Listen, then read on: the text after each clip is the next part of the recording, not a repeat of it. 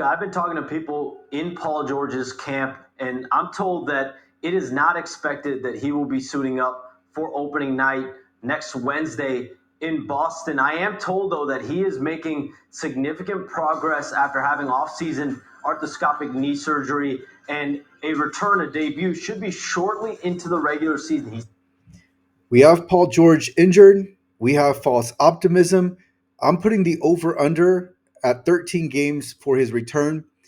This has been a horrible signing by the 76ers, and that is not with hindsight bias. That was known by many people and exclaimed by many people when the 76ers gave Paul George this contract. Let's actually look at the contract as it stands. So we had last year, he got paid $49.2 million. This year, he is owed $51.6 million. Then we have $54.1 million for next year. And then 2027, 2028, he has a player option for $56.5 million, and he will be opting into that. So let's look at a Bleacher Report article. Here we have a photo of Paul George, Daryl Morey, and Josh Harris. And then if we scroll down, we can read in the first paragraph, Paul George is 34 years old and has played more than 56 games in just one of the last 5 seasons. But that didn't stop the 76ers from signing him to a 4-year, $212 million maximum contract this offseason. Now, I know Daryl Morey is a smart guy, but that sentence right there told you all you needed to know by itself. Paul George is 34 years old and has played more than 56 games in just one of the last 5 seasons. What did you think was going to happen? He's already at the end of his career. He's already declining athletically. He's already habitually injured. And yet you gave him a 4-year deal for maximum money. That doesn't make any sense, and it doesn't matter what risk reward formula you use. That this was a bad signing, and it was known at the time. So here we have a quote from Daryl Morey. We were taking what we thought was the best plan to keep ourselves in title contention, but it was definitely a risky plan. That's an understatement. He continues, they don't always work out, but we felt like all the other plans were worse. Then you just wait. Don't do something that you know is bad and then have what comes along with it and put the franchise in purgatory. So let's focus in on this one part. They don't always work out. Well, how often do you calculate that this is not going to work out? Because this was not just risky, this was extreme risk. It was extremely unlikely that Paul George was ever going to pan out. But even on top of that, let's say that Paul George turned out to be a good player at the end of his career. What percentage chance, even with that, which is a remote possibility, but even with that, what percentage chance would you have given the Sixers if Paul George turned out to be decent? They probably weren't going to win anyway. So there are so many reasons why this was a horrible signing. And if you're Daryl Morey, it's time to stop looking at the formulas and all of the risk rewards and just look at the obvious and look in the mirror. Have you done a bad job? Because you have sent this franchise into the garbage can. The Sixers are done for the foreseeable future. And you were the GM, right? You were the one that was advising Josh Harris and the 76ers front office. And now what's left? There's nothing left. So as part of the evaluation, you had to look at what happens if this doesn't work out, because there's a very real possibility that it does not.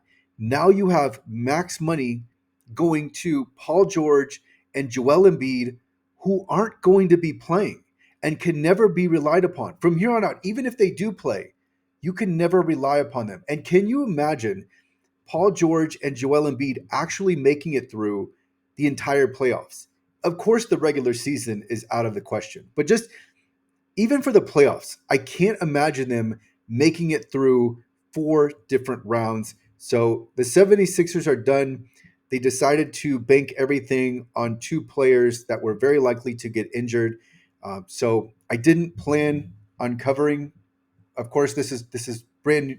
This is news, right? This just came out today. I didn't plan on covering this, but it does lead to something that I will talk about in a moment, which is the desperation to win a championship and why teams shouldn't have it. There are only a limited number of teams that have even a small chance of winning a championship. And if you are one of the other teams, then you shouldn't you shouldn't behave. You shouldn't act as if you have a chance to win a championship, even though that is the ultimate goal. You do have to be realistic and realize that it's not going to be possible in the next X number of years unless you get certain breaks. So, given your roster and given your outlook with draft picks, what is the best possibility for you? We're going to look at that. But this was a signing out of desperation, trying to get that elusive championship. It just wasn't here. And Daryl Morey tried to make something happen that wasn't going to happen. And so now you have the results of this. And again, what should have been weighed is if this doesn't happen, are we okay with our franchise being in the gutter? Because that's now where the 76ers are. Of course, they have Tyrese Maxey, they have McCain, I can't remember his first name. So there's at least that upside, but they're always going to be weighed down by Paul George and Joel Embiid. And you have two albatross contracts. It's hard enough to get rid of one. Now you've got two. But let's go to the big board and get to the other topics. One is Reddit Best. So this is something that emerged several months ago on Reddit, and I'll tab to a Reddit, the NFL. No, this isn't it. Here we have the NFL subreddit, and when you open it up, it goes to the quote unquote best posts, which doesn't make any sense. This isn't what people want. They don't want to look at the best post from the last month or however long it is. They want to look at the latest posts, so the new posts or the hot posts, so the ones that are the most popular.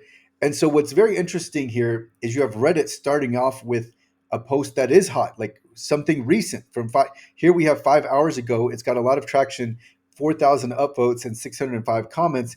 But then they stick you with what you don't, which is the posts that are from 10 days ago, 5 days ago, 2 weeks ago.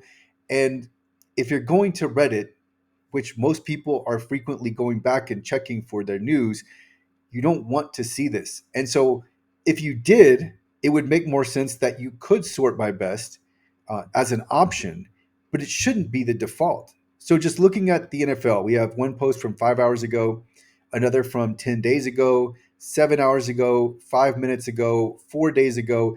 This really is nonsensical.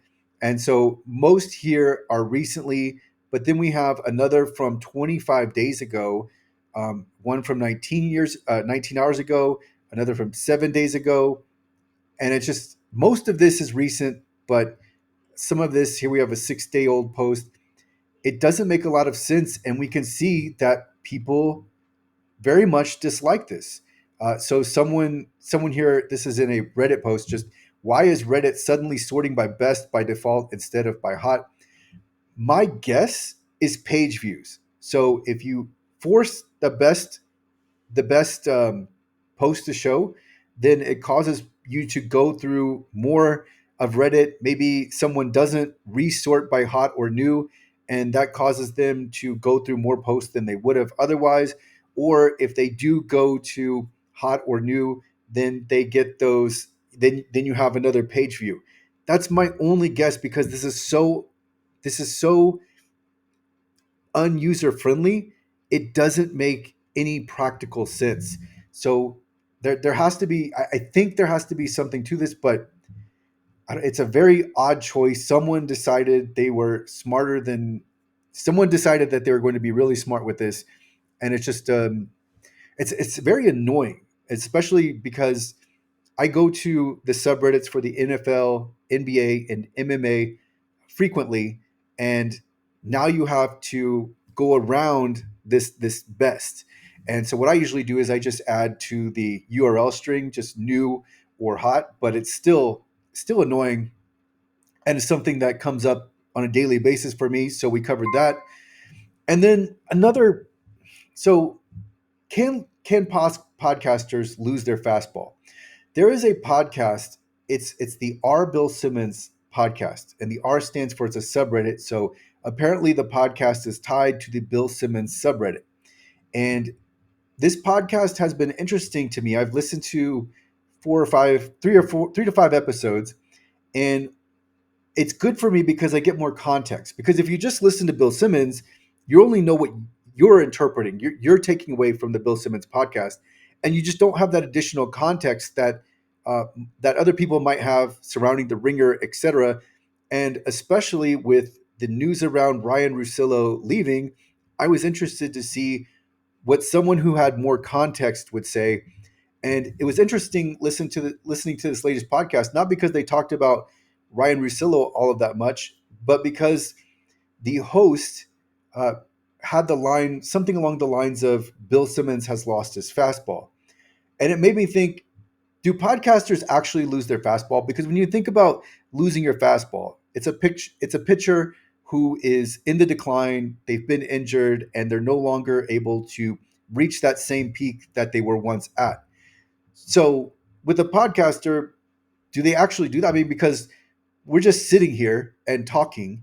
And so is it losing your fastball, or is it just losing your focus and being lazy? And unless you are 80 and you're experiencing mental decline, then it's going to be that you've lost focus and or you're lazy. And with Bill Simmons, I think he's definitely lost his focus. And I say that in one respect because he covers too much. Like if you cover too much, eventually you're just going to dilute yourself into a point where you're just saying stuff to say stuff. So I think there's that part of it. Then there's also the laziness part of this. And this is not really about Bill Simmons specifically, but it's just about podcasters. And especially as we're seeing some of the podcasters who are older, and now that they've been known, they've been successful, but are they still that same podcaster? And it's hard to maintain the same type of podcast throughout, right? For many reasons, not just laziness and lack of focus, but just because the way, for example, the way your audience interacts with your podcast, for example, or it could be anything else. But it was a thought that crossed my mind, and as I heard it, I was like, it makes sense, right? That a podcaster is no longer the same; they're just not as good anymore. But why are they no longer as good? And I think a lot of times it's just because they one, it could be they just got too successful. So once you get more successful, we see this over and over again, people start to change because of that success. And this is not just podcasters, this is everywhere. We see this with companies. So a company, they become successful, they grow big, and then they start to change who they are, what made them successful, because now they are more successful, and they don't feel the need to be so strict with those principles and the actions that got them there. So as I say that, I'm thinking about Chipotle. If you look at Chipotle now versus where Chipotle started, two entirely different things. Chipotle was exceptional fast casual food when it started. Now it's something else. And if you'll remember, when Chipotle opened, they had signs that were speaking to the integrity of their food. And I always remembered that those signs kept changing every few years or every few months. And I think the increase it came faster and faster, but the signs would change. And I noticed that it was no longer food with integrity. It was real food something, or something along those lines. And so my point here is that you can start one place, and sometimes once you experience that success, it just changes you and it changes what you do. And what you hope for is that when someone is successful or an entity is successful, that they continue on the path that made them successful as much as possible. But do podcasters lose their fastball? I don't really think so. Maybe because they get bored. Maybe they just are. Some I think also grow to dislike what they're doing. It's just monotonous. But I don't think they're losing their fastball because podcasting really doesn't involve that much. It's just like, for example, if it's research, if you have a research based podcast, then are you going to fall? Is your research going to cut back because you get more successful? But for a lot of podcasters, it's not so much about the research. It's just about the effort that you're putting in. And so, to answer this question, I don't think podcasters are losing their fastball unless they really are in, or unless they are really are declining mentally. Otherwise, it's just focus, laziness, success, monotony, etc. Moving on. So, thinking about betting because sports gambling is everywhere. I think now, and this just comes about because you have sports betting so prevalent, looking at the odds, and I like looking at the odds for specific things because not because I want to bet. I haven't bet in so long. When it comes to sports, my betting was mostly with fantasy football.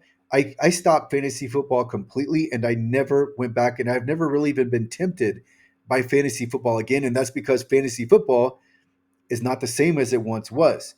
But also just with sports betting, I've bet a few times in person. I bet at the casino, but I'm not really interested in betting at DraftKings or FanDuel, etc. And I think one one instance where I would be potentially interested is with NBA futures, but the bets take too long. Like it's you've got your money tied up for so long, and if you're actually betting to make money and not just as something that you're paying attention to on the side, then it doesn't really make sense because that's what I have here. You can't seriously bet them. So I would like to take the over on the Spurs. I think the Spurs are going to be definitely over 43 and a half or 44 and a half, whatever it is. But I don't, my money will be tied up for 6 months. So with that, and with you have the juice, it doesn't, to me, it's just a bad value proposition. But I do think it's interesting to look at what the smart money is saying, where the lines are. So I do pay attention to that. But with NBA future bets, waiting 6 months really doesn't make a lot of sense.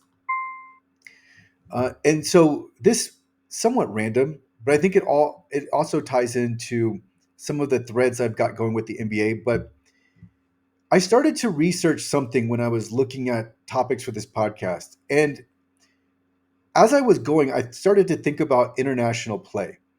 And here I have that there's cognitive dissonance with international play. And this is something that struck me repeatedly when I see Team USA involved in competition is that you'll see these close games where you have a roster of maybe like one or two NBA role players and then maybe a semi star, and they're giving Team USA all they can handle, and or they're actually winning games. And if that's the case, what usually happens is we get the excuses. The parade of excuses come out, and it can be, well, the other team has a system in place. Team USA was just thrown together. The other team wants it more. This is their whole life. This is their dream. And for Team USA, this is just another game. Also, Team USA has to just adjust to the international rules, or we didn't send our best players. So let's just say that Steph Curry wasn't there, so we didn't have our entirely all of our best players that we would have had. But I look at that as cognitive dissonance, and what I mean by that is here you have right in front of you. Look, the NBA players actually aren't as good as they're portrayed to be because when we see them outside of this controlled NBA environment, they're not doing as well as their legends make them out to be. They're actually having problems with these other players. And I think my position is a large part of this is because we don't have the referees to control the game like the game is controlled in the NBA. And so this is why I think we see things like Team USA struggling to beat, what was it, South Sudan? And going into that game, they were favored by like 44 and a half points, something like that. and they had to survive a two last second shots at the rim by South Sudan. So I think I've got this pulled up somewhere. Let's look at this. Yeah, so here we've got a covers.com article, and I'm just going to scroll down here, and we've got USA versus South Sudan. Here's an excerpt. South Sudan was as high as a 44.5 point underdog ahead of their exhibition, and it took a LeBron James layup with under 10 seconds to seal the deal for Team USA. The near upset was South Sudan's greatest basketball achievement until they notched their first Olympic win, and so on. So, this is the point here is that the NBA is so involved and protects the players so much that we have this we have this existence where or we have this circumstance where the NBA players they go overseas or they go to play in these different games against international competition, and they just don't play as well as we're led to believe that they likely would with assembling all of this talent. And then when you start to look at, well, you didn't have this superstar, right? Whoever it is, it could be Steph Curry, it could be someone else. And it's like, but according to legend, that that superstar shouldn't be needed because we have these other star players and we have these other NBA role players, and we're led to believe that these NBA players are so far superior to the competition. But when it comes to international play, we just don't see that bear out.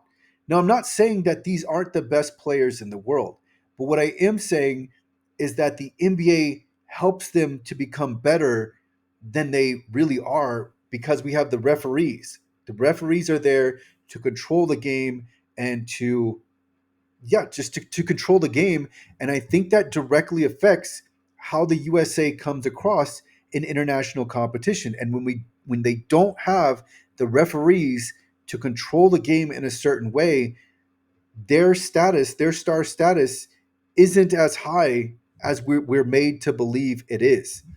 So there's and then we have these excuses that are rolled out, which to me, they've never really made sense. So okay, so are you telling me that Team USA doesn't want to win gold? It seems like the gold medal is important to these players. Are you saying that, as far as adjusting to the rules, yeah, there are some slight rule changes, right? One significant rule change being that you can knock the ball off of the back of the rim, but given how given the status of these star players that the USA sends out, you'd think that would just be something they need to pick up, and it wouldn't be something that would actually cause them to falter and to actually lose some of these games against teams which by on paper are very much inferior. But in reality, when we see the games play out, they're not always that far off from Team USA. And then, so yes, being cohesive and a part of the system, I can see that more, right? But to me, that doesn't explain why, if you have, let's say, LeBron James, Carmelo Anthony, and Dwayne Wade, why that team against a team of maybe a few NBA role players, maybe a good NBA player, is now we've got a heated competition where the Team USA might pull away at the end, but it's not the dominance that we would be led to believe otherwise. Uh, so that is that point, and I think that leads to my next, which is we need parity in the NBA. So parity meaning the quality or state of being equal or equivalent. I think the NBA would be much better off if they took off the control. If we just stopped having, for example, superstar calls. Why do superstar calls exist? Why are some players treated differently than others? That shouldn't be the case, and yet it's accepted. But it should never be accepted. Why can't we just call the game as it is instead of because, well, that's LeBron James, so he gets a call because he's LeBron James? That doesn't make any sense.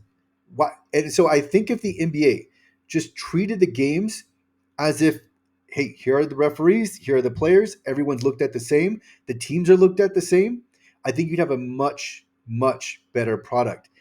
But this lack of parity is because of the control that is introduced, and it's the control that leads the lack of control where you have the stars go out and play internationally, and they don't hold up the same way.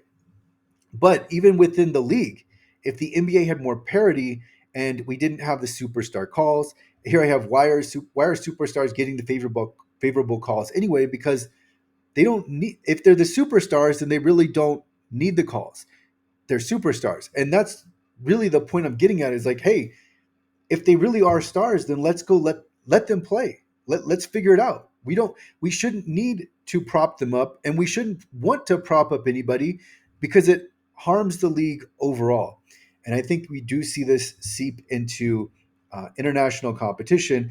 But if we have parity, then we also have teams with more of a chance to win the NBA championship, which of course we've seen over the last however many decades, this all out pursuit to win the NBA championship. And I actually don't remember it being this way in the 90s. But when you have everyone looking at one slot, which only one of 30 can fit into, and then everyone else is looking at not fitting into this slot as a failure, as we've heard so many times, it creates a real problem. There has to be an acceptance of not winning a championship and just advancing far is accomplishing something. But we frequently see that players who do not win a championship are dismissed because, well, they never really won anything. Well, making it to the NBA Finals counts as something. Making it to the conference finals needs to count as something, because we don't want to have this all or nothing mentality, because we have 29 and 1, and 29 can't get 30 teams cannot win the one, only one can. So we need to keep that in mind and make sure that players look at winning, advancing far into the playoffs as also something in its own right. And by the way, I don't think the NBA Cup is the answer here. I think the NBA Cup is something more of like a gimmick that maybe catches some attention, maybe provides some interest. So it's not like there has to be anything wrong with the NBA Cup. I just think it's more of throwing something out there to see if it works, which I'm against with the NBA. I'd be more interested in improving the product fundamentally than to I would be posting sticky notes and hoping those sticky notes improve the overall product or the interest in the product.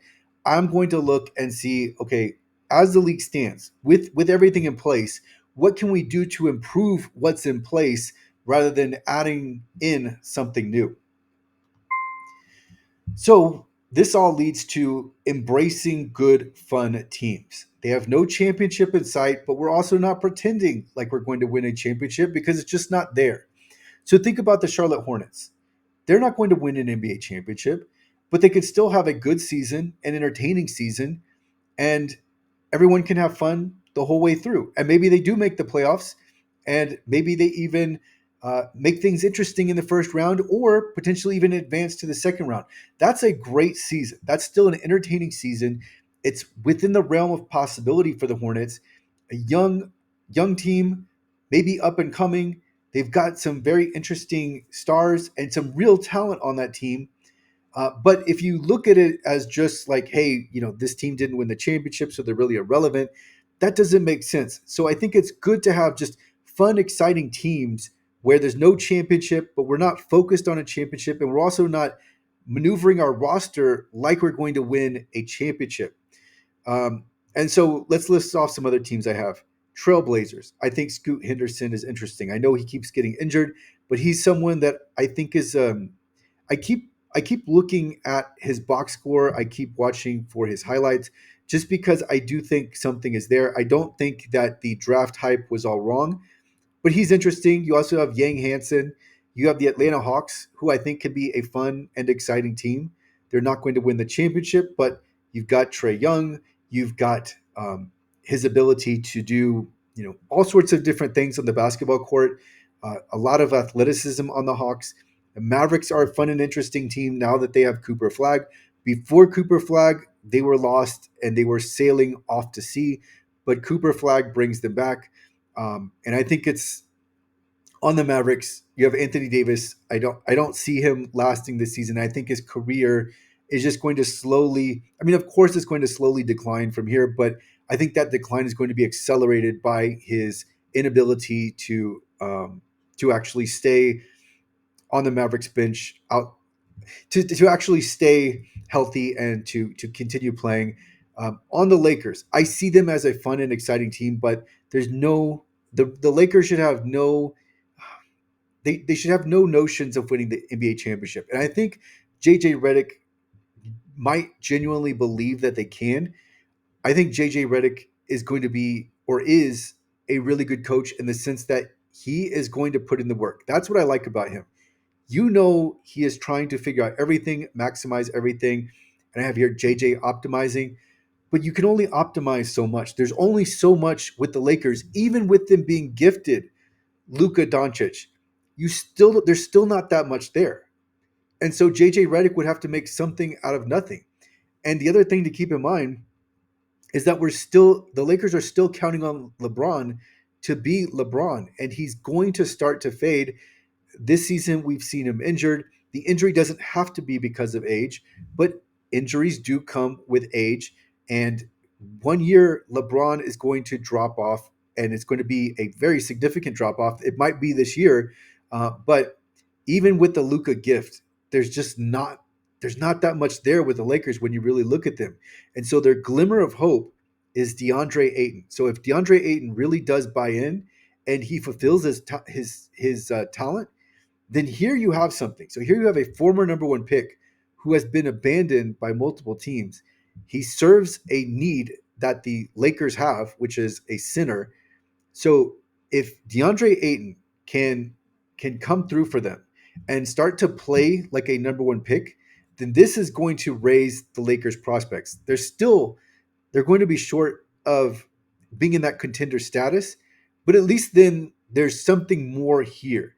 Because otherwise, if DeAndre Ayton is just a role player rather than like a star role player, there's just not that much. And let's look at Luka's statistics, or not Luka's statistics, but his wins with the Mavericks. So Luka Doncic being easily a top 7 player in the NBA. But if we look at the Mavericks, their number of wins per season. Last season, of course, Luka was traded, so the wins don't really count here. But 39 wins, but the season before that, 50. Before that, 38. Before that, 52. Before that, 42. And then in Luka's rookie season, we had 43.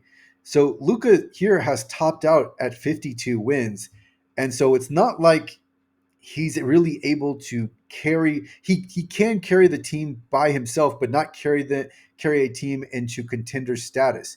And let's now look at the over unders for the win totals, and we have the Lakers at 47 and a half. And the Lakers team last year totaled 50 wins, before that 47. I don't see it for the Lakers. I see actually the Lakers season going poorly unless DeAndre Ayton comes through.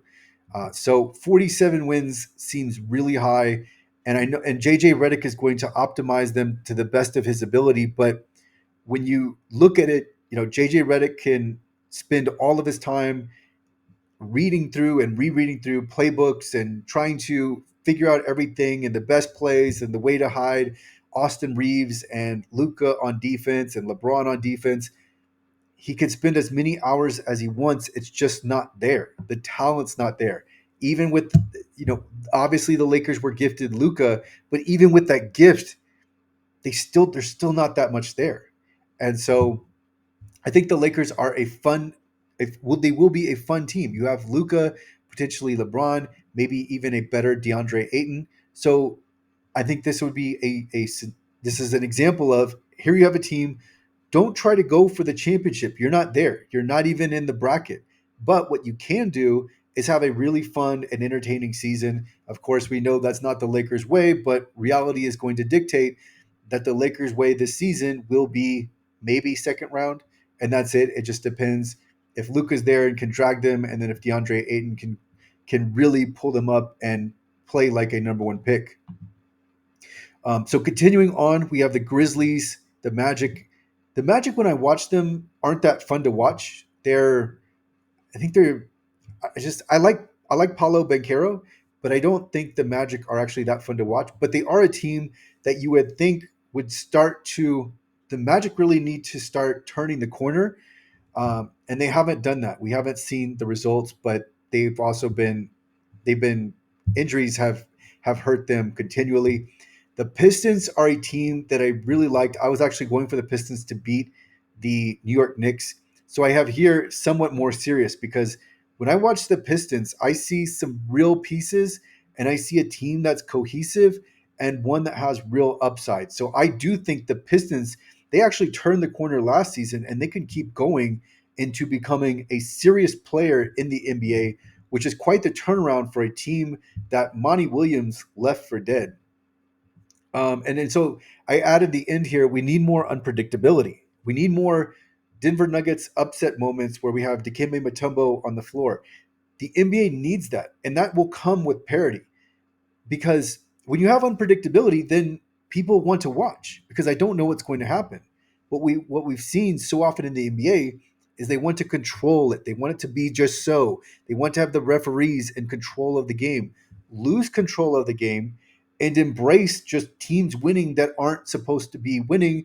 Embrace not calling fouls. And I think the NBA actually did start on this path when you had too many fouls being called, and then there was this drastic shift where a lot less calls were called. And I think this was done though to improve the product because the game was becoming so off with so many foul calls that it was difficult to watch. And I think the NBA sensed this and they made a decision in season. They didn't wait for any committees. They decided we need to get rid of this because you have players who now are going to fall down every time they shoot a three-pointer because they're hoping to get the foul call. And you just had so many players that were playing garbage basketball. And I think of James Harden with this is just you run into someone and you fall down. Nobody wants to see that. And that's a way, that's a prime example there of propping up players because you have players getting calls that should not. They have no. There's no reason they should be getting that foul call. Just because you're able to jump into somebody, or just because you're able to lift your arms into someone else, that shouldn't result in a foul in the other player, but it did, and it really gave a floor to some of the star players who were reliant upon that.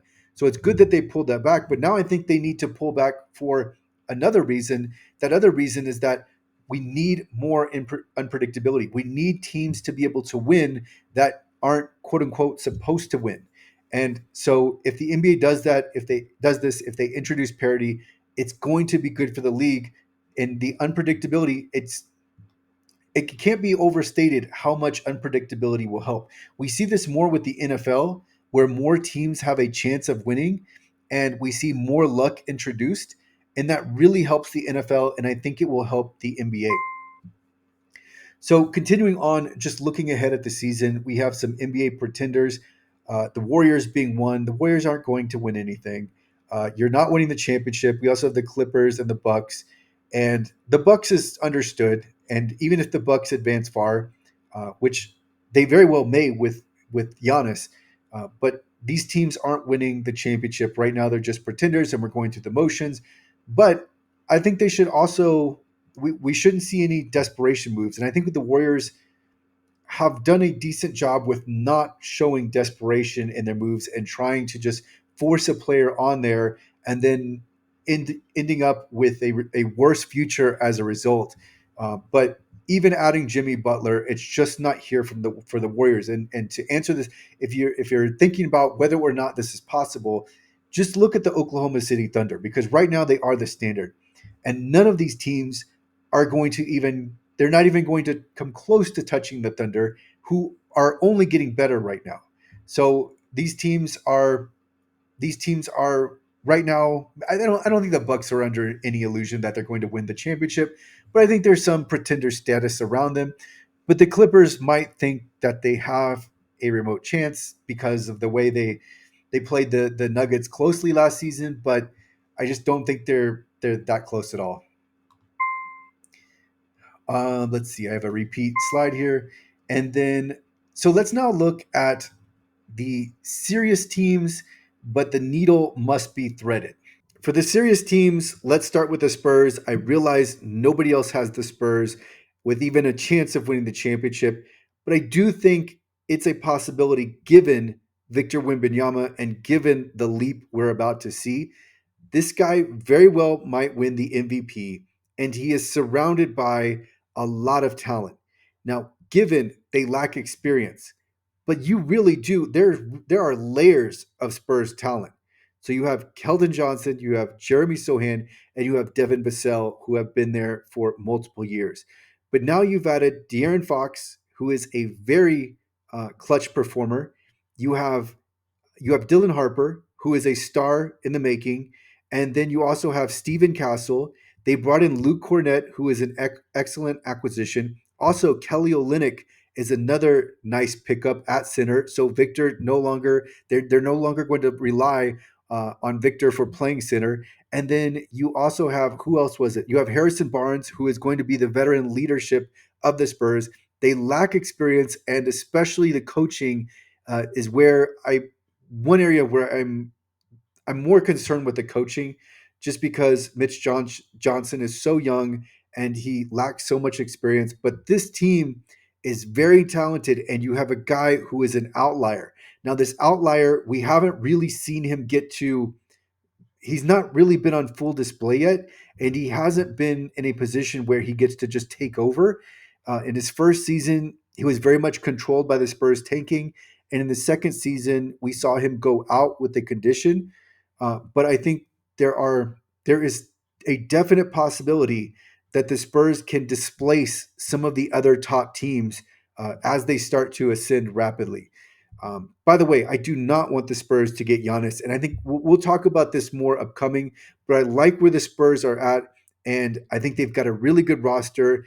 And there's just been some artificial suppression for the Spurs, and I think we're going to see that rubber band. So just think about a rubber band pulling back, and that's the Spurs being suppressed. But eventually, that rubber band is going to release, and so we're going to see a spring forward effect. And I think the Spurs will be much better than people think. The Knicks, I think, are a serious team with an outside chance because part of the playoffs is just simply getting to the finals. And with the East, it's going to be a lot easier to get to the finals. Now they're going to be overmatched when they come up against what is very likely going to be the Oklahoma City Thunder, what is less likely to be the Denver Nuggets. But those will be the two teams that are going to come out from the West. And then so the Knicks could easily be matched against them. And then once you get into the 7 game series, the Knicks do have enough. They have enough to make things difficult for the powerhouses. And if that's the case, then I think the Knicks there's a fair percentage chance that they win. It's a low percentage chance, but I think it's fair. And they just have to put themselves in position. And of course, all there needs to be is some type of luck, whether it's Jokic or whether it's Shea or something. If there's some type of injury and the Knicks can benefit from that, then they're right there. And all you have to do if you're in the Eastern Conference is get to the finals, have something happen, take advantage of that, and then you could be the one with the title. I have also here the Timberwolves. I see the Timberwolves as overrated. So let's go ahead and look back at the NBA over unders. And let's see the Timberwolves at 50 and a half. I think they're a good team. I think they're a solid team. But to me, just because you have Anthony Edwards, that doesn't mean that something significant is going to happen. And I think didn't last year they struggled? Did they struggle? I think they beat the Warriors, but they needed Steph Curry to be out to beat the Warriors. So I'm not that high on the Timberwolves, but it's possible. Yes, Anthony Edwards is a legitimate cornerstone, a superstar in the league, but I don't I don't particularly like the Timberwolves. They're reliant upon Rudy Gobert, and I think Rudy Gobert is decent, but he's also just he's he's looked at as doing more than he does. I think his offense is so awkward that it takes away from him, and um, obviously he has strong defense, but I just I every time I watch the Timberwolves, when I watch the Timberwolves in the playoffs, I'm not seeing a team that I think is among the other best teams. I'm seeing a team that I think is below, like a notch below, and going on over under 50 and a half. Maybe they do get this many wins in the regular season, but I don't really like the Timberwolves. I think if and one reason I don't like them is if and they I think so they lost Alexander Walker, which is going to hurt. But the other reason I don't really like them is if you just look at it as Anthony Edwards and the rest of the Timberwolves. If you subtract Anthony Edwards, what do you really have here? So there really is just one player that is carrying this team forward, and for that reason, I see them as a team. Maybe it's possible. Maybe they just become better and evolve. Maybe Anthony Edwards takes the next step, but I don't think he has that good of a team surrounding him. But let's go back to the serious but not really contending, serious but needle must be threaded teams. Last, I have the Rockets. Okay, so let's finish with the Rockets. I thought more of the Rockets until I saw them in the playoffs last season and against the Warriors, where they really folded, and that should have been their time where they go ahead and overtake the older team. But that didn't play out. And we did see that the Rockets were desperately missing a closer. Now, I think Van Fleet was decent, but Jalen Green disappeared in the playoffs. And for a guy that was talking at the press conferences, for him to just have a no show in the playoffs was glaring, and I think that was a good move by the Rockets to get rid of him and bring in Kevin Durant. I mean, excellent move, but just getting rid of Jalen himself was a plus because you got a guy that's taking up salary cap and he's somewhat looked at as a star, but also not performing. He needed to perform and he didn't. And we saw a lot from Steven Adams, but Alpi Shangun, even him, right, as talented as he is, he still against Draymond Green just wasn't ready for it. We didn't see him go ahead and take it to Draymond Green the way he should have. He should have been abusing Draymond Green in the post, and he really wasn't. And so for the Rockets, Durant is a great ad. Losing Van Fleet really hurts, but I see them more as a good team, a really strong team. But again, it's one that's on the outside looking in. I don't see them on the same level as I do the Nuggets and the Thunder. But with Kevin Durant, Kevin Durant, even at this stage in his career, when you couple him with everything else the Rockets have, still potential here.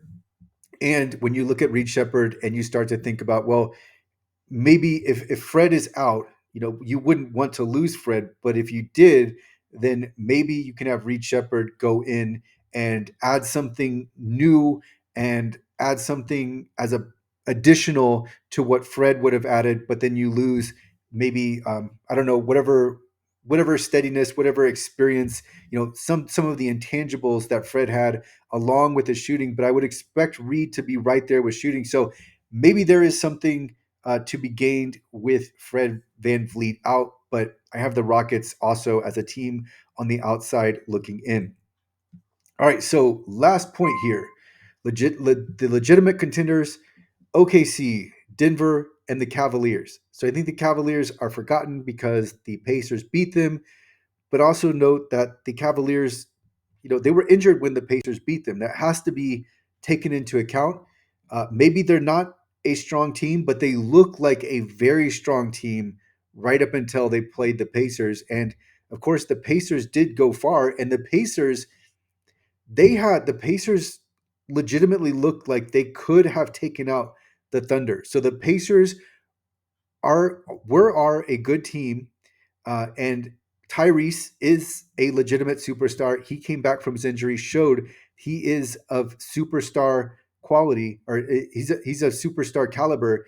And maybe this year with the Cavaliers coming back, they can remain, or they can go ahead and push forward and uh, become that Eastern Conference team that makes it to the finals. And if they do make it to the finals, I really like their coach.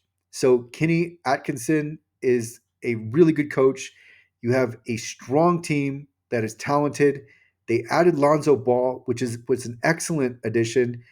So if they go ahead and match up with one of these two teams in the East, they are in these two teams in the West, they could really come out of this and win the championship. So I do think that's a real possibility, but you've always got to start with OKC. It's so hard to beat them just because they just come at you in waves, and it's just there's talented player after talented player, and you have the MVP right there. So OKC's number one, Denver number two. Denver getting better in the offseason, and still good, but just if they come up against OKC, that's going to be a match where they're going to be the underdog. So I have to put OKC at number one, and then I'll have the Cavaliers as the Eastern Conference representative. I think the order goes 1, 2, 3, OKC, Denver, Cavaliers.